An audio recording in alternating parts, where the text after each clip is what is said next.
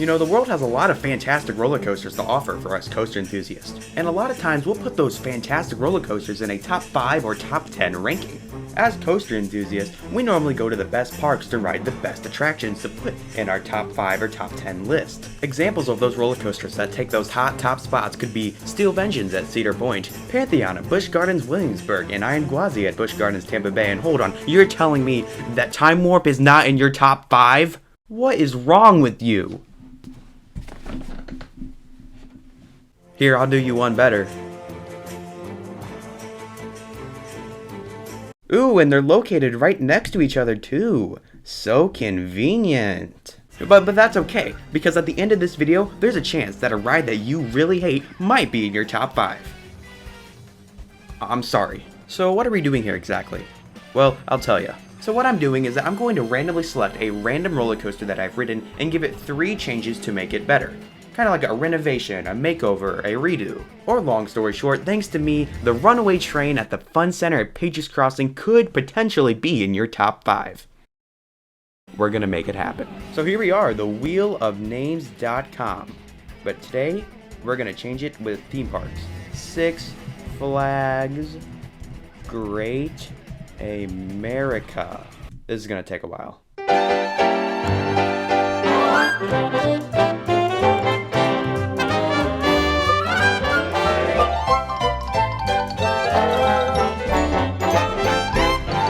Alrighty, we now have all of the parks that I've been to on this one wheel. Please ignore some of the misspellings that are in here because there's definitely some. But without further ado, let's spin this wheel.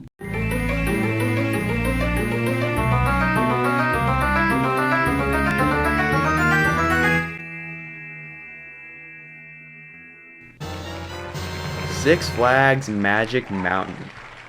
Oh yes, so original! Where's my sword at? Now to make a wheel of all the roller coasters at Six Flags Magic Mountain. Boom! All the roller coasters at Magic Mountain on a wheel. Also, I have made the executive decision to remove all kiddie coasters from the list because what am I going to do with Speedy Gonzalez Hot Rod Racers? Make it a giga? But without further ado, let's spin this wheel. Oh god. Well, I guess originality strike twice. But that's all good because there is a lot to talk about when it comes to Twisted Colossus here at Magic Mountain. And believe me, there is a lot of good things about Twisted Colossus. But today we get to focus on all the horrible and negative things about Twisted Colossus. Yay! Please update this sign in your queue. So together, let's brainstorm and think of 3 things we can change about Twisted Colossus to make it better. I got one! Ladies and gentlemen, may I present to you my first change I would make the Twisted Colossus to actually make it race. You know, like it's supposed to do? Well, I'll be darned. But that's easier said than done.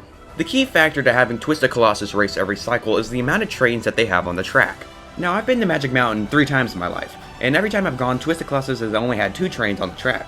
Now, there is a chance every other cycle the ride can duel itself with its 2 trains, but the chances of that happening are...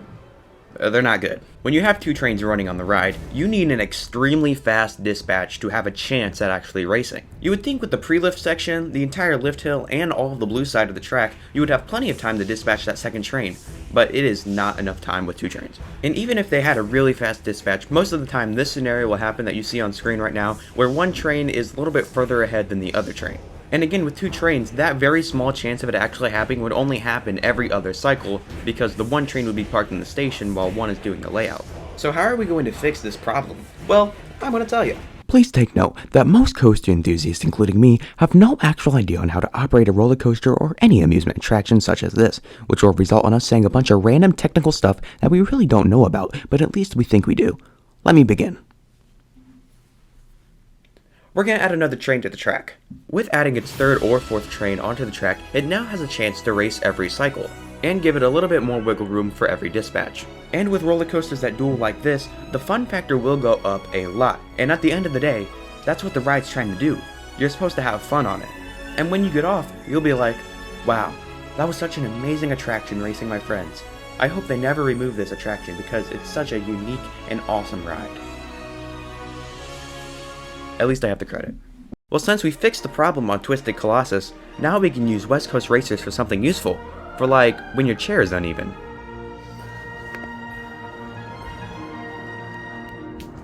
Well, what is next to fix? I'm not really sure. This ride's kind of perfect already, but we'll find something. Oh, already found it. You're looking at it right now.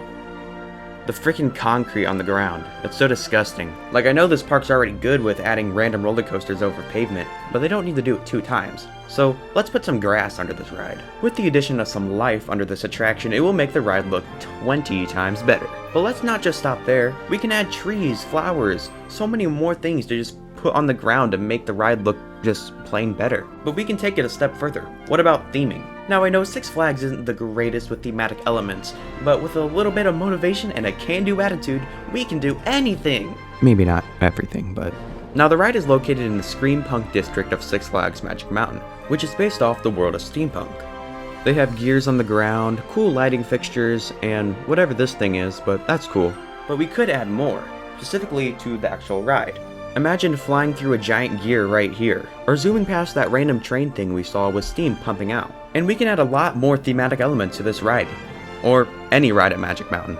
Now that we have trying to make the ride duel, adding thematic elements / grass, we need to think of one more idea to make the ride better. Now, it took me a while to find another great idea to add to this attraction because the ride is already fantastic by itself.